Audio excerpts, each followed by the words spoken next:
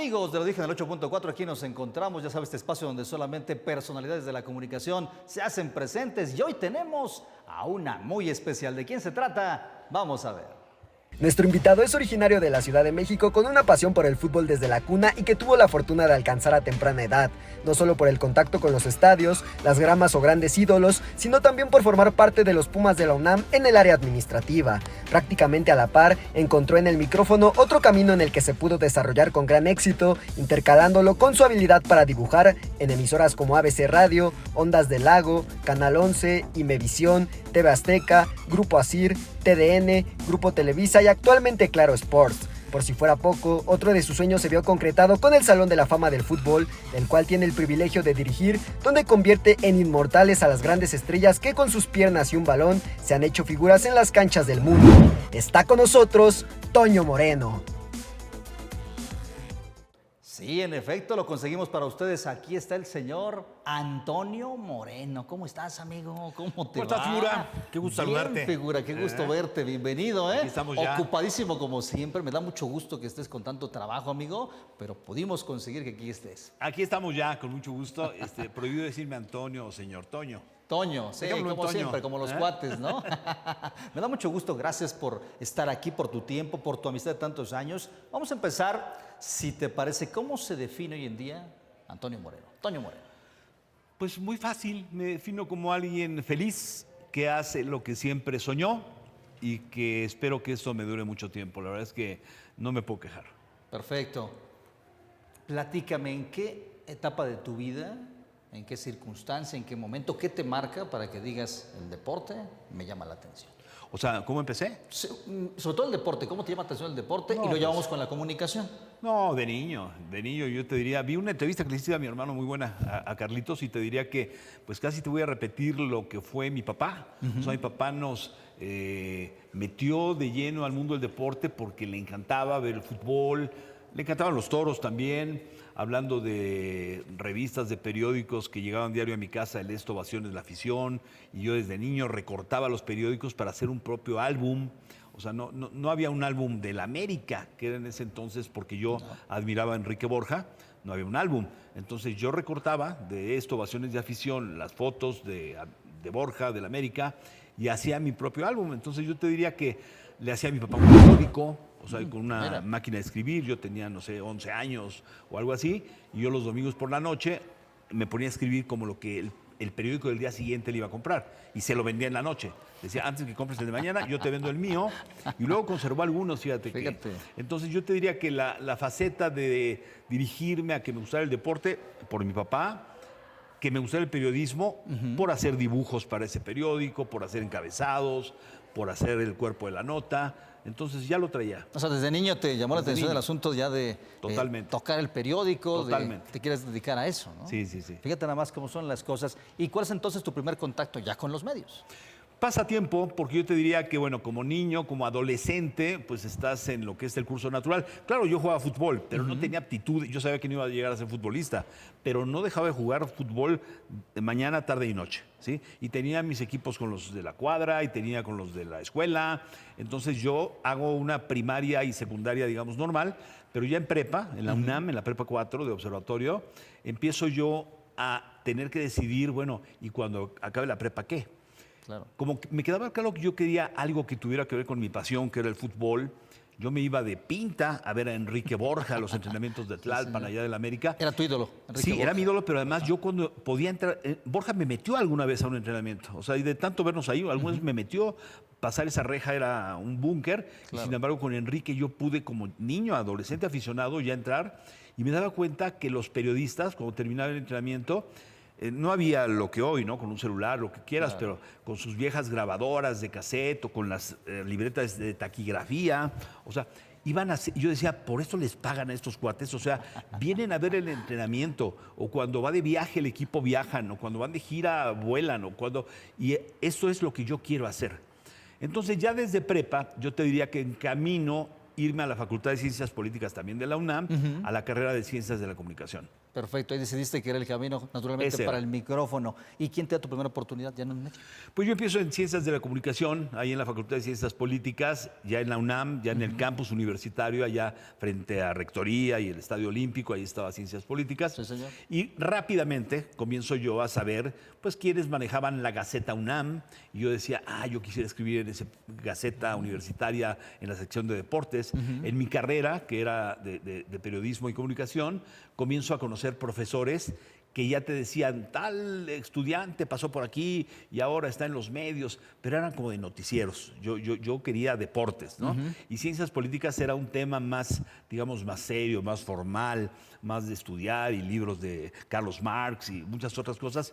Y yo pasaba materias. O sea, yo en la universidad pasaba materias porque lo que quería era dedicarme al periodismo deportivo.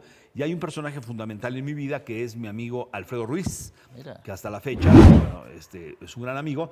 Y Alfredo yo lo conozco en la Facultad de Ciencias Políticas. Yo jugaba fútbol, me hago entrenador de los niños Pumitas, y realmente el que me conecta con el medio universitario es Alfredo, porque Alfredo ya había recorrido, es un año más grande que yo, había recorrido ya lugares y me decía, vente si quieres a Pumitas, y me invita a trabajar en el departamento de prensa de los Pumas. Te estoy hablando por ahí del 80, 1980. Alfredo, que ya trabajaba en esa área de comunicación de los Pumas, pero te hablo de los Pumas de Hugo Sánchez, del Tuca Ferretti, de Manuel Manso, de Olaf Heredia, de Bora Milutinovich, etcétera. Alfredo me dice, vente a ayudarme.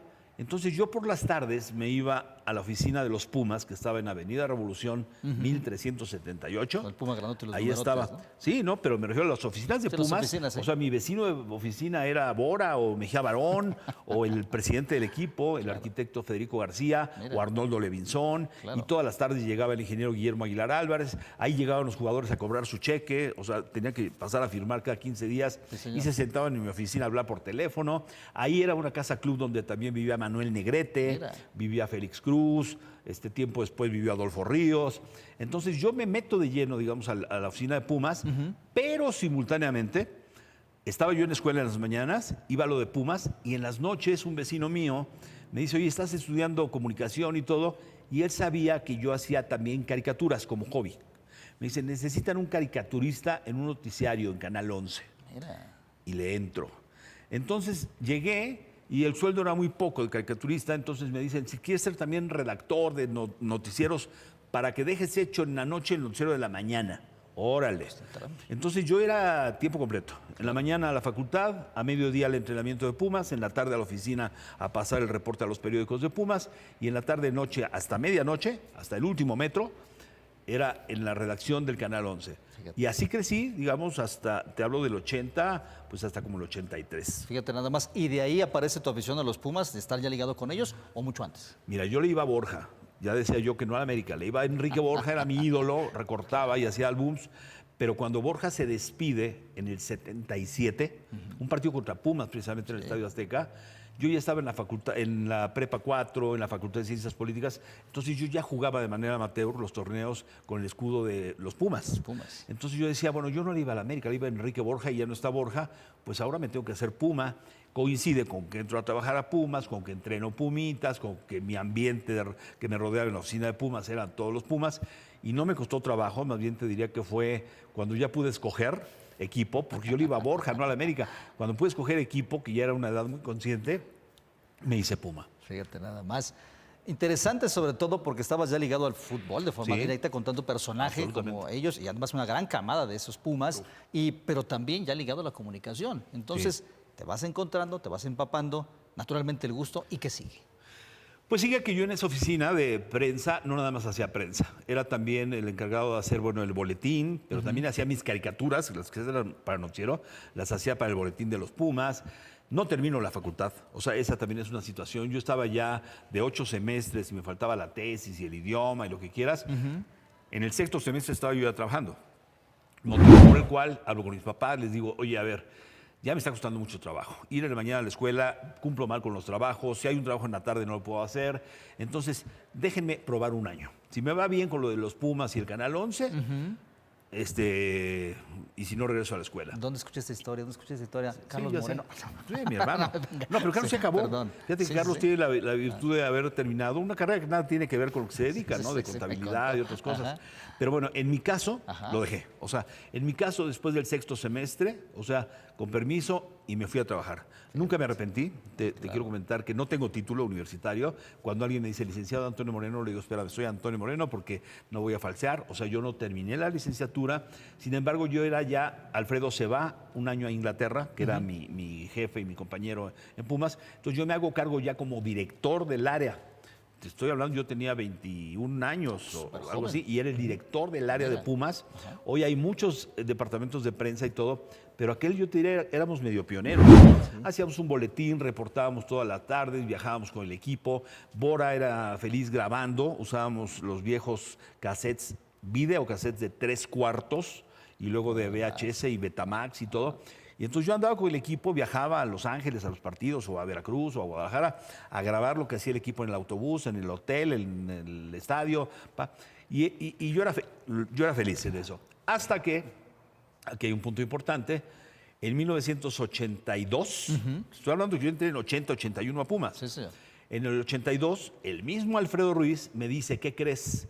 Raúl Orbañanos y Carlos Albert, que ya eran figuras, Sí, así. como vos, Hombre, contaré. eran figuras y se iban al Mundial de España 82. Fíjate. Se van un mes, se van a España y quieren encargarle su programa de radio aquí en ABC Radio a alguien. Y entonces me dijeron que si te lo echas conmigo durante un mes. 1982 hago, junto con Alfredo Ruiz, la suplencia. Digo, no era tan fácil que ellos todos los días hablaran 1 hora a su programa, por lo que costaba. O sea, hacer una llamada por cobrar en los 80s era una fortuna. Era carísimo. Entonces grababan 1 minuto o 2 desde allá para hacer presencia, Claro. pero realmente el programa lo hacíamos aquí nosotros. Eso me dio muchas tablas Claro. y además me permitió que Carlos Salver y Raúl Orbañanos, cuando vuelven, me dicen, oye, Toño, ya estamos aquí, pero ¿por qué no vienes 1 o 2 días de la semana? Entonces yo comencé en Canal 11, en el radio con Orbañanos y Albert, y se me ocurre también pedirle la oportunidad al director del periódico Ovaciones de hacer una columna. Mira. Entonces yo hacía mi columna de Ovaciones, el programa de radio, el programa de tele, la oficina de Pumas, o sea, empiezo a hacer todo eso. así. Y luego pongo una tienda, El Mundo del Fútbol. Por allá del 85, Comercial Galerías en el Choro Campo, pongo una tienda exclusivamente dedicada al fútbol, no de deporte, no, de fútbol. Revistas, uniformes, calcomanías, banderas, por supuesto zapatos, balones. Y entonces, de repente estaba yo en 6 pistas. Pero, y ahí me voy a dar un brinco, 6 pistas, ¿sí? en el 85 Sí, señor. me entero que el Canal 13, donde era muy famoso José Ramón Fernández, Fernando Marcos, ahí estaban Orbañanos y Albert y todo, en el 85 va a crecer el Canal 13. Imevisión todavía, ¿verdad? No, ahí Ya era. nace. 18 de mayo del 85 nace, de hecho se están cumpliendo prácticamente años. Fíjate. El 18 de mayo del 85 se inaugura Imevisión. Era solo el Canal 13. Claro. Y el 18 de mayo es Canal 7, Canal 13 y Canal 22. Mira. Iban a haber ya 3 plataformas, pero no tenían tanta gente. El equipo de deportes de fútbol eran José Ramón, Fernando Marcos, Fernando Alonso, Alberto Fabris, Carlos Albert, Raúl Orbañanos, no sé, espero no se me olvide alguien más, pero eran 7 o 8. Claro. Y necesitaban como 6 o 8 personas más. Ajá. En ese paquete del 85 llegó a Imevisión, cuando nace, junto con Alfredo Ruiz, con Francisco Javier González, con el ingeniero José Luis Lamadrid, claro. con Emilio Fernando Alonso, con Adán Vega Barajas de Guadalajara. claro. Y entonces ahí llego ya, digamos, a la tele en grande. Sí, desde luego, y qué buena camada también de ustedes, porque todos fueron figuras, sin lugar a dudas. Pero, ¿qué tan importante era en ese momento ya tu preparación? Porque desde niño vas conociendo, la vas adquiriendo también del micrófono, y cuando llega esa oportunidad, la tomas. Pues ya te comentaba yo, esto es en 85, cuando empieza Imevisión, aparte venía un mundial al año siguiente. Entonces, yo ya traía la experiencia del 81, el Canal 11, el 82, Claro. hasta el 85 en radio, la columna del periódico. Entonces, yo te diría que realmente di el paso, digamos, a grandes ligas, pero ya me dedicaba a eso. Claro, tienes razón. ¿Y el conocimiento? No es nada más de una inyección. Fíjate que mis compañeros de la prepa y de la facultad llevaban en sus portafolios o lo que fuera libros. Yo llevaba el esto. Ah, claro. Entonces, tú estudias en el esto. Cuando vas a dedicar a esto, o sea, realmente tú estudias al estar al día en lo que pasa en el mundo del deporte. Claro. No había tantos programas ni de radio ni de televisión como hoy. O sea, había secciones deportivas de los noticieros. Para el programa de fin de semana en el 13 era Deporte B y en el canal 2 era Acción. Se acabó lo Sí, demás. tienes razón. O sea, no había entre semana un programa de fútbol en las noches o en la tarde. No había. Había menos canales, no como ahora, tantos canales, tantas especialidades. Un canal para cocina, otro para arte, otro para música, otro para... No, en ese entonces era eso una no había. programación general Claro. y dentro de noticias que había deportes. Eso sí, sábado o domingo transmitía los partidos. Entonces, ¿cómo me preparaba yo? De manera natural. Yo te diría que yo no estudié realmente. A mí me gustaba, yo gastaba mi sueldo en comprar más revistas, en comprar más periódicos, en encargar suscripciones internacionales. O sea, pero no es que me la pagara el medio, es que era una pasión. Claro, desde luego. Y vas encontrando poco a poco el rumbo. Sabes que eso es porque lo traes desde niño, pero ¿qué se siente el alcanzar uno de tantos sueños justamente ya en Televisión Azteca, como lo señalas, las grandes ligas? Bueno, mira, fue Imevisión del 85 al 93. Perdóname. TV Azteca del 94 a la fecha. Pero yo estuve en los dos, o sea, me Claro. refiero, me tocó la transición Sí, sí. también. O sea, ¿qué sentía yo? Tú imagínate que de un día para otro, como solamente había dos plataformas para que te vieran, o salías en Televisa, donde estaban Juan Dosal, el Perro Bermúdez, no sé si todavía Ángel Fernández, Fernando Schwartz, en fin, o estabas aquí con el equipo de José Ramón, Claro. con Fernando Marcos, con ellos. ¿Qué pasaba? Que entonces todo mundo te veía, no había otras opciones. Hoy puede haber ESPN, Claro, otros canales en YouTube, En ese entonces solamente los equipos que firmaban con Televisa, obviamente el América, el Necaxa, el Atlante, qué sé yo, y nosotros que teníamos dos cañonzotes, que era Pumas y Chivas. Y Chivas. Exacto, O sea, Chivas. el canal 13 era el de Pumas y el de Chivas, los antagónicos del América. Exacto. Eso también ahí hace que nazca una rivalidad. Los que pasaban Pumas y Chivas pues, eran enemigos, entre comillas, de lo que era y representaba transmitir en Televisa a la América. Sí. Además te hablo en los 80s, que la América era un trabuco. Sí, claro. O sea, en la Gran América, equipo, la sí. final contra El de Vieira. Chivas y todo eso. Claro. No, de la de Chivas con Carlos Reynoso. Sí, con Reynoso, tienes Entonces la situación es que cuando yo salía en una transmisión del Canal 13, imagínate, me toca, por ejemplo, la final de Chivas Cruz Azul en el 86. 86, ajá. Al día siguiente esa final, donde caminara yo, todo el mundo me había visto. Sí, es correcto. No había celulares, pero mis amigos de la primaria, de la secundaria, mis ex vecinos, todo el mundo me buscaba en el teléfono fijo o la estación que estaba yo. Oye, te vi en la tele, mi familia, obviamente. Exacto, ¿Por qué? Porque no había tanto donde ver y los pocos que éramos privilegiados de trabajar en los medios, teníamos una gran exposición. Entonces yo estaba en un programa que se llamaba Meta 86, que era de cara a la Copa del Mundo, un programa de trivias, donde yo escribía las trivias. Ahora me cuentas de Claro. ¿te parece? Hacemos la primera pausa. Me parece El tiempo muy es bien. sabes que nos come, No, pero... me voy como hilo. Fantástico, amigo. Pausa y regresamos. Lo dije en el 8.4, está Toño Moreno.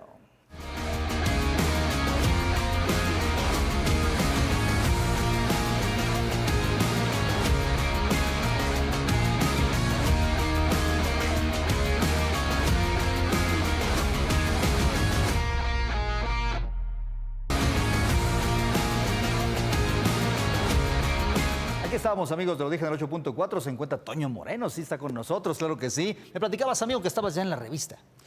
Sí, bueno, ahora sí que me quedé Ajá. en el Mundial. Exacto. ¿no? O sea, venía ya la Copa del Mundo Sí, en el señor. 86, vino Ajá. el terremoto de septiembre del 85, se dudó, se irá a hacer o no el Mundial. Sí, señor. Yo ya estaba en Imevisión, que empezó en mayo del 85, sí iba a haber Mundial. Bueno, todo el año previo al Mundial, yo ya trabajando en la tele con José Ramón, eran programas rumbo al Mundial. Rumbo al Mundial y ya sabrás, los nuevos eran los que hacíamos las investigaciones, Claro. los guiones, o sea, para que a veces los leyeran los titulares o los famosos, pero de repente nos daban entradita. Había un programa sobre el terreno de juego, ahí estaba yo como reportero, pero también salía al aire con Raúl y con Carlos Albert. También había otro Meta 86, donde te comentaba que yo era el encargado de hacer las trivias, yo las escribía, concursaban escuelas y los premios eran series para ir al Mundial de México. Muy bien. Entonces yo estaba con Fernando Marcos, José Luis Lamadrid en ese programa Caray. y Alejandro Lara.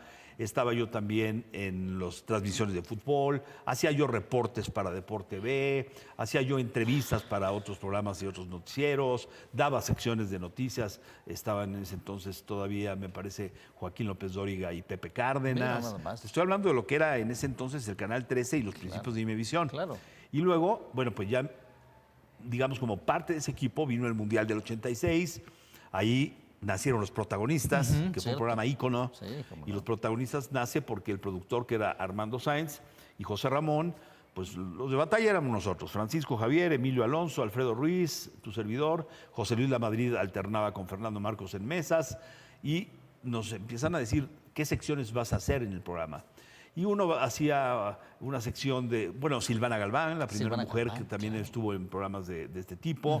Y entonces Nacho Treyes colaboró en ese programa. Treyes, claro. Toño Carvajal era colaborador. Tota, Miguel claro. El Gato Marín, Aarón Padilla, Rafa Puente. O sea, era un super panel. Sí. Y en esos protagonistas, pues nacen secciones que con el tiempo, la sección de Silvana, que era desde el punto de vista de la mujer, la sección del Ciudadano Infraganti, que era Oscar Cadena, que también hacía secciones, Uy, tienes razón. lo que usted no vio, que era un camarógrafo, Manuel Nieto, que agarraba escenas que la gente estaba por allá viendo el gol, pero tú veías aquí lo que mientras estaba haciendo el técnico en la banca, cierto. o el portero con supersticiones. Tienes razón. De ahí nació años después El Color de Faitelson. Claro. Entonces, bueno, fue un programa ícono. Ay, qué recuerdos, ¿eh? Y todo eso nos lleva, figura, a que nosotros, pues ese equipo de trabajo me tocó el Mundial 86, los Juegos Olímpicos de Seúl 88, el Mundial de Italia 90, los Juegos de Barcelona 92, el Mundial del 94, la Eurocopa del 96, el Mundial de Francia 98. O sea, todos los eventos ya éramos el mismo grupo y el mismo equipo. Claro, no, pues además,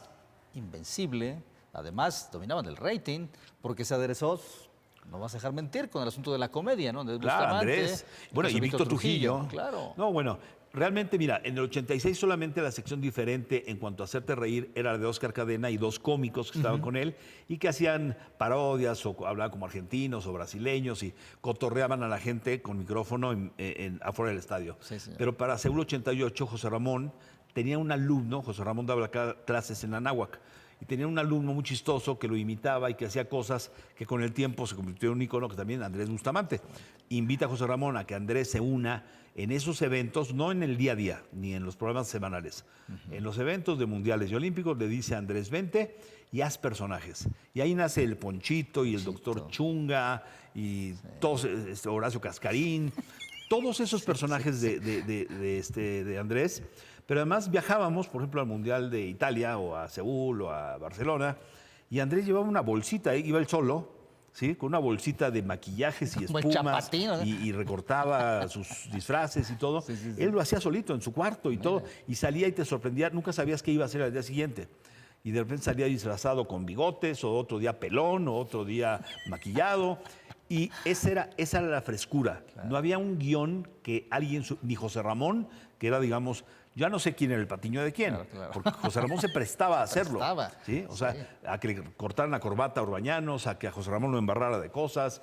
Y entonces, así como era fuera, perdón, era adentro, era fuera, y nos hacía los viajes muy Andrés, ligeros, ¿no? sí, O sea, claro. Andrés, con el que yo habré hecho, no sé, 8 o 10 viajes, era muy simpático, pero yo te describo el primer viaje, que él solo, porque ya luego llevaba un ayudante, luego llevaba un guionista, porque Televisa, cuando se da cuenta de eso, comienza también a llevar gente que hiciera comedia. Claro. Y ellos iban con un ejército de maquillistas y productores y guionistas y ayudantes del ayudante. Y Andrés iba uno o dos.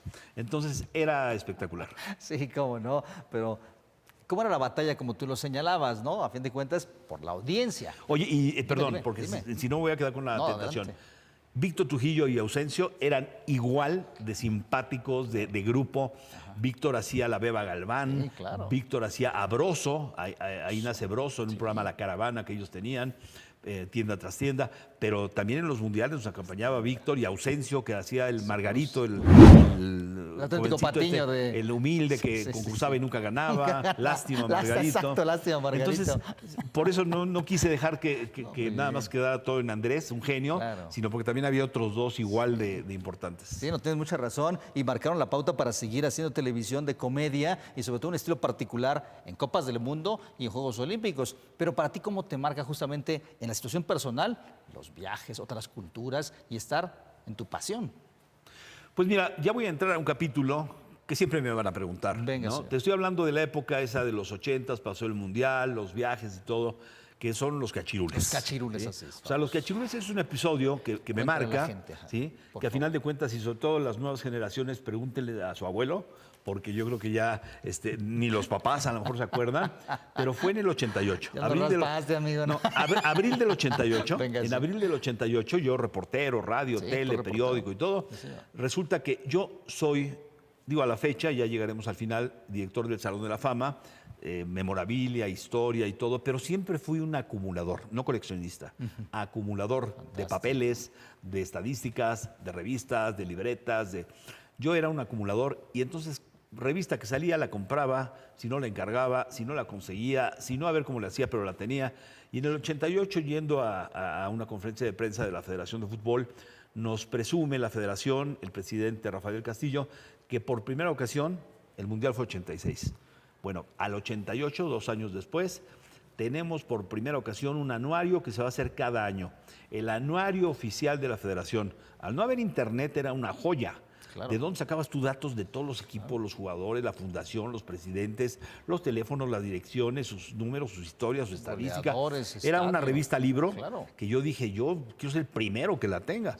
Oh, sorpresa, que cuando llego a mi casa después de esa presentación y empiezo a hojear el anuario 87-88, digo, mira, y acá aparte vienen aquí todas las edades y vienen los datos y el lugar donde nacieron, del América, del Puebla, del Atlas, de los Pumas. Y coincidió que en ese momento, justo en esa semana, digamos, la selección mexicana juvenil, menor de 19, entre comillas, años, estaba compitiendo en Guatemala. Y yo, que como reportero de aquella época sabía que hacíamos trampa, porque todos decíamos, ay, van a mandar otra vez al infantil o al juvenil a este cuate que debe tener ya 25 años o 30. Sí, pero pues nadie se da cuenta. Pues ¿cuál? Que el anuario decía los datos reales. O sea, un jugador, había varios, Aurelio Rivera, José Luis Mata, muchos. Sí. Pero particularmente me llama la atención el caso de Aurelio. Se pasaba no por 2, 3, creo que eran 5 o 6. Sí. Y la federación misma en su anuario te ponía la edad y yo decía, ¿cómo se atreven a poner las edades correctas cuando en este momento se está compitiendo en un torneo sub-19 en Guatemala? Claro. Pues cualquiera que veas el anuario oficial. Entonces no tuve más que esa tarde subrayar y decir, pues este también se pasa, pues este también se pasa, pues este también se pasa. Y entonces escribo una nota en el periódico Ovaciones poniendo o el anuario está mal o estamos haciendo trampa. Claro. Si está mal, al día siguiente que salga alguien y que diga, ¿saben qué? Las edades estaban incorrectas, esas no son. Claro. Y paraban el tren. ¿Tú lo publicaste? Yo puse, el anuario dice en tal página que ¿En tal diario jugadores o tienen esto, nota en en el televisión? periódico, En el en mi periódico. columna. Ajá. En mi columna pongo, ¿estamos haciendo trampa o el anuario está mal o estamos haciendo trampa? Sí.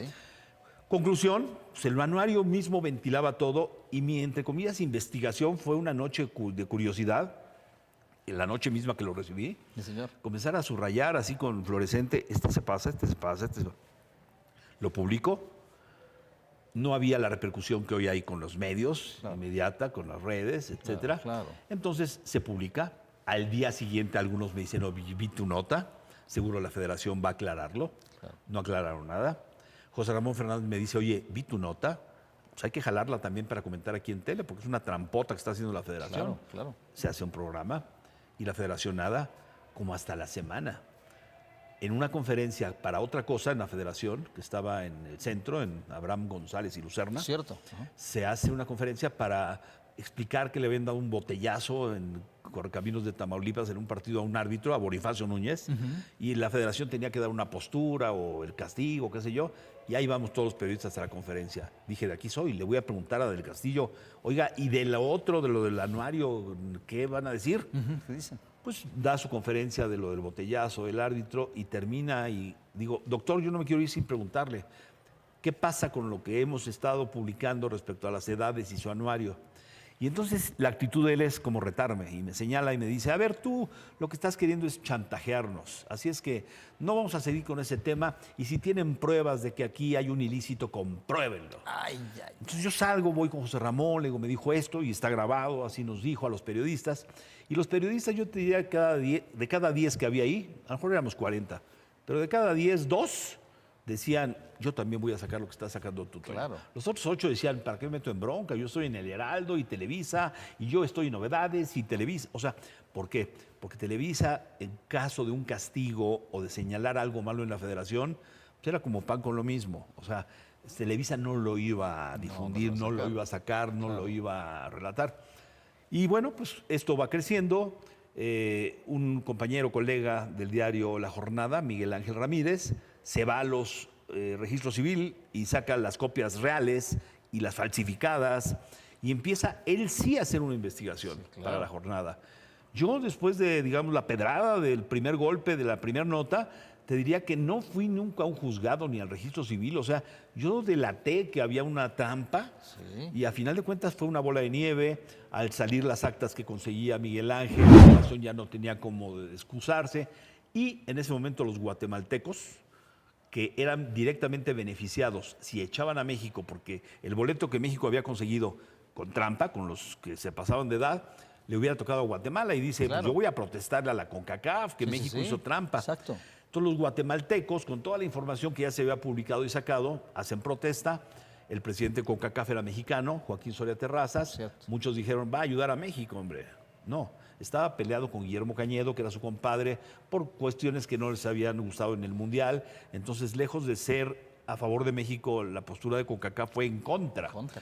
Los directivos mexicanos se van a FIFA, dicen, Avalanche es nuestro cuate, vino al Mundial 86, nos va a perdonar, no va a haber castigo a la juvenil. Olvídate. Llegan allá y Avalanche les dice, no, no es castigo a la juvenil, es a todas las selecciones y toda la directiva está expulsada de por vida del fútbol. ¿Qué? Y ahí te van para afuera, todos. Presidente de la federación, secretario, tesorero, contador, presidente de la primera división, de la segunda división, de la tercera división. O sea, fue un corredero de gente y el castigo se amplificó. No fue la juvenil, fue todo el fútbol mexicano suspendido 2 años. Esto le pegó también, repito, a Televisa, porque ellos tenían los derechos del Mundial.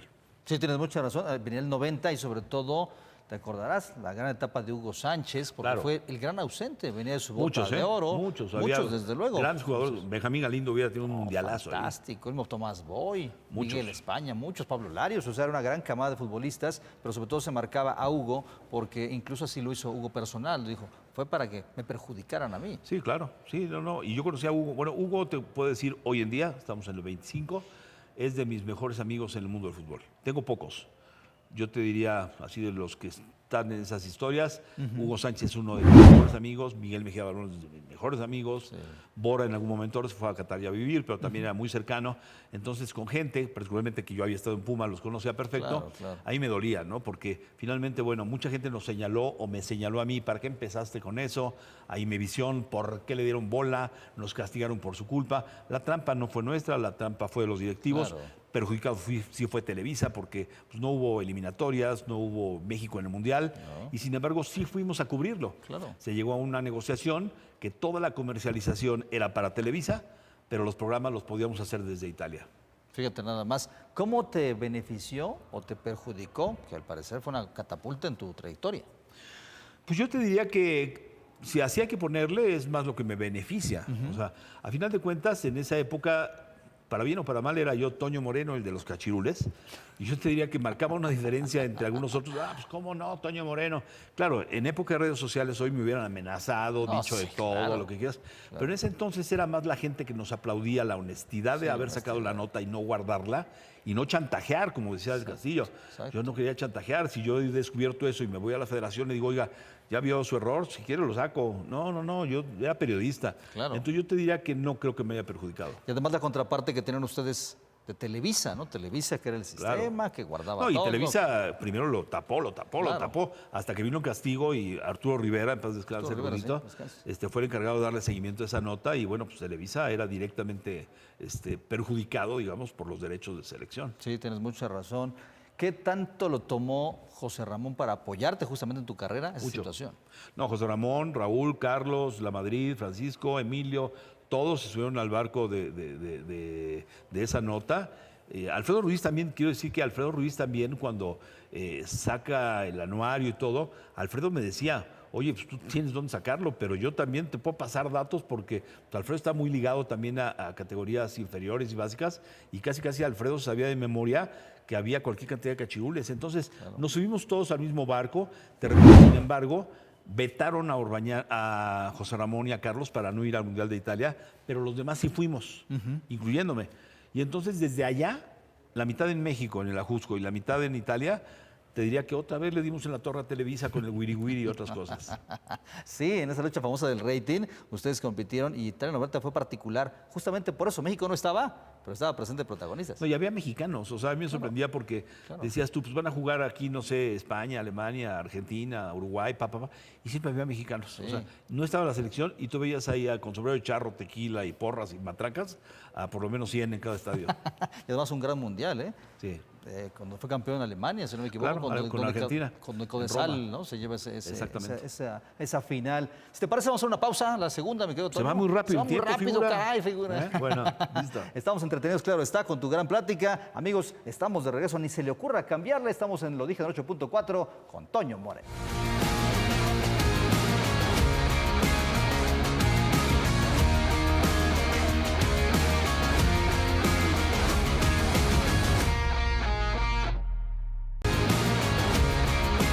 Aquí estamos, amigos, de vuelta con ustedes. Lo dije en el 8.4, Toño Moreno. Mira, nada más, después de los cachirules famosos, ¿qué sigue en tu carrera? Porque naturalmente tuve una baraja amplia, Televisión Azteca para ti. Sí, bueno, en Azteca trabajamos, y digo trabajamos porque fuimos un grupo que después salimos en el 2000. O sea, te hablo que todos los 90s estuvimos en Azteca, yendo a todo, olímpicos, Eurocopas, mundiales, partidos de la liga, en fin. Justamente en el año 2000 da un giro.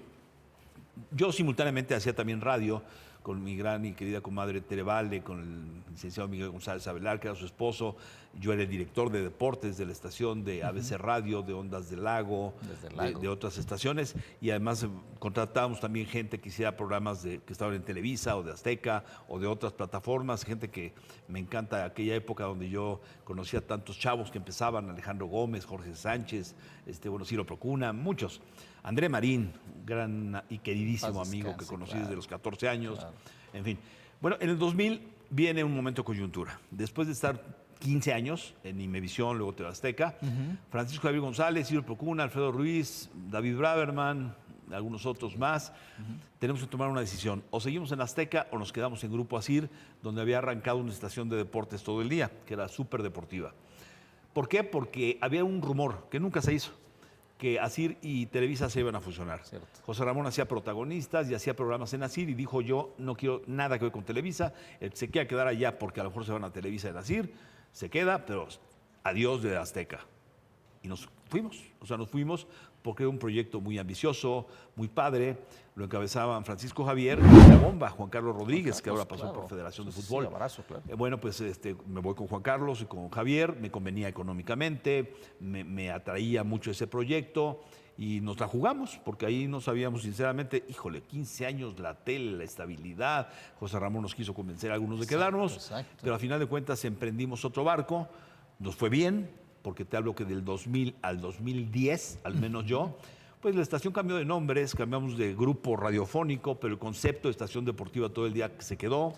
Al quedarnos sin Imevisión o sin TV Azteca en la tele, encontramos otras plataformas, en Multivisión, en Sky, y empezamos a hacer tele otra vez, simultáneamente radio. Yo tenía un programa diario, La Competencia, por las tardes. Estaba en Pasión W también por las tardes. La verdad, muy contento. Ya hacíamos tele en Estadio W, Estadio TV, en Sky, en TDN. En TDN, sí, cierto. Pero en 2010 después de estar feliz haciendo todos esos programas con ese grupo, sí, señor. Estaba yo también en el periódico Records, que había nacido en 2002, un periódico que se leyó mucho, que se consumía mucho, a color, una gran impresión, como el Marca de España, pero en México. Exacto. Yo feliz. 2003, simultáneo a todo, yo empiezo a meterle en la cabeza a Chucho Martínez, el presidente del Pachuca. Oye, Chucho, Pachuca es la cuna del fútbol. Imagínate que hagas, era mi pasión, ¿no? La obsesión, coleccionarlo. El primer museo de fútbol nacional o salón de la fama que no hay, y la cuna del fútbol, y tú que todo lo sueñas y lo acabas. Y me caliento la cabeza en 2003 lo convenciste, sí. Y empezamos a hacer la idea del 2003 del Salón de la Fama. Mira. Pero nos juntábamos, yo iba a Pachuca o iba con museógrafos, pero realmente en 2009 ya toma forma en serio. Jesús consigue un lugar donde podría estar y me dice: oye, Toño, pero si se hace esto, primero hay que trabajar para hacerlo. Los contenidos, la gente, la obra, y luego te vienes aquí a vivir, ¿eh? Y yo decía, bueno, eso me dice ahora, ¿no? Cuando esté listo. Yo seguiré de comentarista, iré ahí de repente. Pues dicho y hecho. Jesús se la toma en serio, del 2009 al 2011. Se empieza a construir ya el sueño de un Salón de la Fama. Sí, señor. Y Jesús decía, el balón más grande del mundo, hágase el balón más grande del mundo. Y los contenidos y la memorabilia y la historia. Y entonces yo empiezo a rodearme de Ricardo Salazar, de Jorge Vídker, en paz descanse, de Enrique Ballesteros, de Carlos Calderón, de los jóvenes historiadores del fútbol y de los que todavía vivían, del Che Ventura, de Isaac Wolfson, de Nacho Matus. Claro. Y empezar a darle forma a la historia del fútbol mexicano en un museo que me lleva en 2011, enero, a hablar con Francisco Javier y con Juan Carlos Rodríguez y decirle, dejo los medios. Me voy a Pachuca, empieza el Salón de la Fama, se inaugura en julio de 2011 y de entonces a este 25, pues ya 14 años estoy allá. Qué rápido se va el tiempo, oye, con mucho éxito, pero ¿qué significó para ti? Desde luego, lo más difícil son las decisiones, pero tienes que tomarla, o el Salón de la Fama, o dejar los medios. ¿No fue complicado? Sí y no. Sí, porque evidentemente, digo, aparte yo tenía una estabilidad, ya había picado la piedra, ya iba a menos programas y ganaba más, ya iba yo a los programas estelares, ya no reporteaba, sino que me sentaba a conducir, tenía un programa los domingos en tele, más Pasión W, más el periódico Récord, tal. Estaba muy contento, pero lo otro era un sueño también, hacerlo. Claro, claro. Y yo decía, a ver, tengo 2 años trabajando con Chucho y haciendo esto, y yo le voy a decir, pero no me voy a venir a vivir a Pachuca, que venga otro y que otro sea el director. Ni me lo imaginaba. O sea, sentía que era, o sea, yo tenía celos que alguien se apoderara de lo que había sido un sueño mío y llegara a dirigir algo que yo hubiera querido dirigir y quedarme con las ganas y arrepentirme y decir, ¿por qué no me fui? Dije, bueno, mira, yo creo que si me voy y no funciona lo del salón, en 1 o 2 años, pues regreso a los medios. Pues afortunadamente te diría que sí regresé a los medios, a través de Claro Sports, ahora te platico, Sí, sí. pero el sueño del Salón de la Fama no se consiguió, se superó. Pero sí, tienes mucha razón. Año con año es espectacular, no solamente lo que realizas en labor, sino la convocatoria y hasta dónde llega todo este impacto de naturalmente ingresar a futbolistas de todos los tiempos. Pero llevas convencido naturalmente a la gente de Pachuca. Pero FIFA, ¿cómo le hiciste? ¿Cómo lo hicieron? Bueno, realmente cuando Jesús sabe que ya vamos a inaugurar y todo, el presidente era Joseph Blatter de FIFA y va a Zúrich con motivo de una de las tantas participaciones del Pachuca en mundiales de clubes y competencias. Y le dice, oiga, y queremos inaugurar un lugar que no hay ni en Zúrich ni en FIFA, que es un museo internacional, no mexicano, internacional del fútbol y el balón más grande del mundo, y queremos que usted lo inaugure. Y se la vende, ¿no? O sea, FIFA realmente no es el museo de la FIFA. Es un museo que tiene un aval, ¿sí? Que está reconocido por la FIFA y que cada año, por ejemplo, Gianni Infantino nos manda un mensaje para inaugurar las ceremonias y todo, pero que finalmente se ha hecho con capital de Chucho y con el apoyo del gobierno del Estado, que tenía un lugar que no había nada y que le dijo a Chucho, si tú echas a andar ahí algo que le genere turismo al gobierno de Hidalgo, que genere empleos, etcétera, te lo damos en comodato hasta el 2035. Ah, fantástico. Entonces, la inversión toda del Salón de la Fama la ha hecho Jesús, ¿sí? Pero a final de cuentas es algo que en 2035, si el gobierno quiere recuperarlo, es de ellos. O sea, es como el estadio y otras cosas que no es que seas el dueño. Entonces, bueno, llevamos 14 años, nos faltan otros 10 para que se venza ese comodato y esperamos que siga mucho tiempo más. Claro. Pero bien lo dices, cuando empieza, no era nada más hacer el museo y que la gente visitara, sino dijimos, tenemos que hacer un Salón de la Fama en donde nacionales e internacionales que merezcan estén dentro de ese salón, y junto además se creó otro espacio, el Centro Interactivo Mundo Fútbol, como un museo papalote, pero solo de fútbol, que sigue a la fecha. Entonces dijimos, bueno, al museo, al lugar interactivo van a ir familias, escuelas, visitantes, pero mundialmente, ¿cómo podemos hacer que los jugadores más famosos del mundo vengan? Exacto.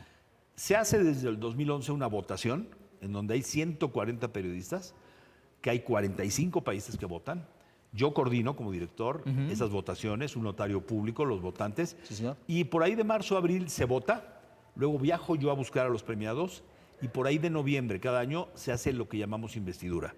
De entonces a la fecha, pues han venido aquí Lothar Mateus, Baresi, George Weah, Del Bosque, Ronaldo, Ronaldinho, Arrigo Sacchi, Francesco Totti, por supuesto, las grandes figuras, Las ¿no? figuras, Riquelme, cualquier cantidad de grandes figuras han estado aquí en Pachuca, y todos los nacionales, porque en 2011 que tuvimos la primera generación, en vida, Nacho Treyes, Antonio Carvajal, Chava Reyes, o sea, Raúl Cárdenas, todos ellos en vida recibieron ese reconocimiento. correcto. Y bueno, Hugo Sánchez, Campos, Cardoso, Borja, Reynoso, Borja mi ídolo, ¿no? O sea, tenía que ser, pero yo no voto, o sea, pero los periodistas Tenía que estar evidentemente ahí. decían, Claro. primer generación tienen que estar los ídolos, Casarín, Borja, el Pirata. Exacto, tienes mucha razón. ¿Qué tan fácil o difícil ha sido que te nutras de ellos y conseguirlos para que estén aquí presentes? Pues la verdad es que no es difícil. Los primeros años llevaba yo una carpetita impresa y les decía, mira, en Pachuca, ¿en dónde? En Pachuca hay un museo. Y me los traía, no es que con engaños, ¿no? Pero convencido de que la vas a pasar muy bien. Y me los traía con sus familias y todos a recibir el premio. Después del segundo o tercer año, ya con redes sociales, hay veces que yo llegaba a ciertos países y ya habían visto en redes, el evento, o amigos de ellos habían venido a recibir el premio. Y bueno, pues es el caso ya anualmente que hacemos esa ceremonia. Sí, anualmente tienes mucha razón. Continúa el sueño porque, como lo señalaste, regresaste a los medios. Sí. Claro, te abre la puerta. Tremendamente contento ¿Cómo porque, pasa? te voy a ser franco, Sí. sí se extraña. Claro. A mí Tomás Boy y el Che Ventura, me acuerdo de ellos dos particularmente. Tomás Boy y el Che Ventura, Francisco Javier me hace un programa de despedida que todo el mundo lloró. Sí, me acuerdo. Y adiós, ya se va Toño, aquí acaba El la fútbol en carrera. serio. El fútbol Sí, en me serio. acuerdo, Aquí claro. ya termina una carrera. Bueno, moco tendido y todos diciendo, aquí se acabó Moco la tendido. historia. Y, o sea, qué triste que se acabó mi carrera en los deportes, pero los recordaré. Bueno, más rápido, como dicen, cae un hablador, ¿no? Que un cojo. Un cojo, sí. 5 años después, Sí, señor. yo ya retirado de los medios, dejé también el periódico Récord, ya estaba nada más en el Como museo. los toreros, regresaste. Me invita una amiga, Ana Lilia Martínez, me Sí, dice, señor. oye, fíjate que Arturo Elías Ayub, Joao Bunrad, los directivos de Claro, están pensando que tenemos los derechos de Juegos Olímpicos, Mira, sí, de los sí. de Río y los de Tokio, dice, pero no tenemos comentarista de fútbol con cierta experiencia. Y bueno, hay una camada de jóvenes, que además, bueno, qué camada, Nico Romay, Alejandro Orbañanos y otros chavos que hoy son también ya estelares. Sí, estelares. Y me dice, ¿por qué no nos apoyas ese mes? Te vas a Río de Janeiro, un mes bien pagado, haces ese evento y ya. Yo, pues, oye, Chucho Martínez, ¿cómo ves? Me acaban de invitar a regresar. Vete, hombre. Pues voy, me encanta otra vez ponerme un micrófono, los audífonos, narrar, transmitir, el gafete, todo este asunto. Pero con la sorpresa que Nico, que en ese momento ya estaba encabezando algunos proyectos con el que he hecho una gran amistad, me dice, oye, Toño, no lo dejes en eso. Yo una vez a la semana, 2 a los programas, me hago medio el rogar, digo, no, yo ya me despedí y me voy otra vez al museo. Sí, señor. Viene el Mundial de Rusia 2018 y Nico me habla. Sí. Oye, Toño, vamos a ir a Rusia. No hay derechos, pero desde un hotel en Moscú, en una terraza, llevar invitados. Bueno, voy. Regreso. Oye, vente a los programas. Y acepto. Y hablo con Chucho, me dice, pues por mí sin problema. Y comienzo a venir lunes y viernes a México, a Claro, Sí. a los programas. Poco antes de la pandemia, por cuestiones ya familiares, me había ido con mi esposa, mis hijos que crecieron y ya estaban en universidad o trabajando en México. Pues me convino el hecho de decir, ¿sabes qué? Ya a Pachuca iré 2, 3 días de la semana, pero voy a regresar otra vez con mi gente a México. Lo acepta Chucho, me quedo en Claro. Y es, te diría en resumen, hasta la fecha, hoy 2025, desde el 2018, Sí, señor. que mi vida es tal cual. Sigo siendo el director del Salón de la Fama, organizando las votaciones, yendo a los viajes, organizando de pie a pa todas las investiduras. O sea, yo sigo operando allá, tengo claro. mi gente, mi Muy oficina vigente. y todo, pero realmente allá estoy martes y miércoles, un rato el jueves, porque las otras 5 noches, los otros 5 días, vengo, hago programas en Claro, estoy ya con mi familia, pero pues esto ya son casi 7 años, ¿no? O sea, de estar alternando estas dos situaciones. No, pero realmente, como lo señalaste, se extraña y también la gente que te seguimos, pues requerimos y nos gustan tus comentarios y también le hacía falta a los medios de comunicación que regresara Toño Algo muy Moreno. curioso. Fíjate que además, antes de irme al Salón de la Fama, estábamos en la W. Estábamos en W Radio, todo Sí, señor. el mundo escuchaba Pasión W, ahí con Francisco, con Lalo Treyes, con Jorge Sánchez, con Miguel Gurbitz, con Memo Leal, Caray. con Betty Pereira, en fin, un equipazo. Qué equipos, Dije, es de lo que más voy a extrañar también la W, Sí. lo que es la vida. O sea, hace 2 años ese programa que hago en Claro, que iba por una estación MBS, se cambió hace 2 años a la W. A la W. Entonces, en el horario que yo transmitía durante años de 3 a 4 en la W, Actualmente estoy, aparte de Claro, se transmite por radio, en la W. ¿Cómo son las coincidencias de la vida, no? ¿Cómo ves los medios a través de los años? Porque son más de 40 que estás en ellos. Sí, sí, sí. Desde luego en el fútbol, pero, salvo tu mejor opinión, ¿qué te parece? Transformación, evolución, deformación. ¿Qué pasa con los medios y las redes sociales? Hay quien dice que hay de todo, ¿no? Que está peor que antes, que ahora. No, a ver, te diría, ¿hay gente menos preparada? Sí. Porque cualquiera ya puede hacer un programa, cualquiera puede salir al aire. Yo requerí de sacar una licencia de locutor, no podía entrar al aire ni a radio, claro. si no tenía una licencia de locutor o de comentarista deportivo. Claro, claro. Y la tuve que sacar, prepararme, hacer examen en la Secretaría de Educación Pública. Hoy cualquiera puede hacer comentarios, no se miden las palabras, el lenguaje, muchas cosas que no me gustan. Si te gusta, no, pero no te claro. quiero decir tampoco que no lo entiendo. Yo entiendo que los tiempos han cambiado, me encanta que la tecnología avanzó y que ya no requieres de una unidad móvil y satélite y parábolas y tiempos de envío para ingestar un material desde Argentina y llegue a México, que ahora tu celular es una unidad móvil, tomas fotos, haces video, mandas. Editas, lo ¿no? que antes había en un camión, hoy lo traes en la mano. Entonces yo te diría que me encanta esa evolución y también reconozco que hay que adaptarse, que ahora los youtubers, que la gente que tiene programas, plataformas, pues a veces tienen más peso que los que estamos en los medios tradicionales. Tienes razón, sí, a veces así cambia el tiempo. Después de tantos años, amigo, ves quizá el espejo, te pones a pensar, haces el conteo hacia atrás. ¿Se ha cumplido el sueño? No, se rebasó, ¿cómo? Eso. O sea, se rebasó. Pero además te voy a decir una cosa, yo no tengo retrovisor. O sea, traigo parabrisas. Y eso me lo enseñaron en muchos lugares, ¿no? O sea, si Está tú muy te bueno. quedas en lo que pasó, es que yo hice, es que yo puse. No, espérate, ¿qué vas a hacer mañana? O sea, no, ¿qué hiciste? O sea, ¿qué puedes hacer mañana, pasado? Ahora viene un mundial. Con la misma ilusión que yo el Mundial 86, que ya me voy muy para atrás, viví el qué hay que hacer porque viene el Mundial y hay que aprovechar, veo este del 2026. Es que, salvo tu mejor opinión, nuestros sueños, los que nos dedicamos mucho a la comunicación para los deportes, es eso. Viene un mundial, después que sigue una Champions, después que sigue Juegos Olímpicos, es sueño tras sueño, narrar en el estadio. No para. No para. Y yo te diría que así como los futbolistas dicen que yo me retiro y no me retiro el fútbol, los comentaristas somos muy mentirosos. Siempre decimos cuando tenemos 30 que a los 50 ya no queremos estar, que a los 60, y bueno, ya en mi casa ya no voy a trabajar en esto. Y te involucras de tal manera que cuando te das cuenta ya los tienes o ya los rebasaste y sigues diciendo, no, pero si aquí de esto vivo y esto hago y esto me gusta, y pues no puedes estarle poniendo fechas al retiro. Yo lo hice en la televisión, luego regresé, pero a final de cuentas, si me preguntas, ¿y cuándo va a acabar? Pues no sé, y espero que nunca. No, que nunca, desde luego. ¿Qué significa para ti el micrófono? Pues un amigo.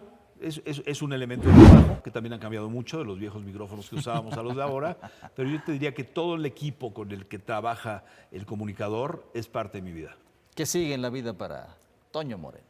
Sigue mañana, nada más. Solamente Sí, planes, no, vaya, metas, objetivos. Vaya, sí tengo muchas metas a mediano y corto plazo y largo plazo, y digo el Mundial, y luego del Mundial los Olímpicos, y luego el Salón de la Fama, la generación 25, y, o sea, sé todo eso, ¿no? Pero tienes que enfocarte en que salga bien mañana. Viene un viaje en puerta. Muchos, sí, próximamente me voy a Europa, luego me iré a ver a sudamericanos, todo porque el 11 de noviembre será ya la generación Cuéntanos. 13 del Salón de la Fama, Caray. y bueno, pues estamos en eso, Fíjate nada más, 13 años ya de éxito. así es. Toño, un gusto como siempre, que estés Figura, por acá. Me da es muchísimo gusto. un placer. No, hombre, el placer es todo mío realmente, ¿eh? Por tu tiempo, tu ¿Se nos amistad. fueron tantos ¿fueron años. 10 minutos? Se fueron Se fue rapidísimos, rápido. oye, hasta parecieron 2 minutos, déjame decirte, mi Bueno. Toño. Un gusto como siempre. Igualmente. Pero sobre todo ustedes, amigos que nos acompañan, gracias por favor su atención. Ya saben, Brenda Herrera al frente de todo este equipo fantástico de producción. Nos vemos en la próxima. Soy José Manuel Pineda en Lo Dije en el 8.4. Estuvo Toño Moreno.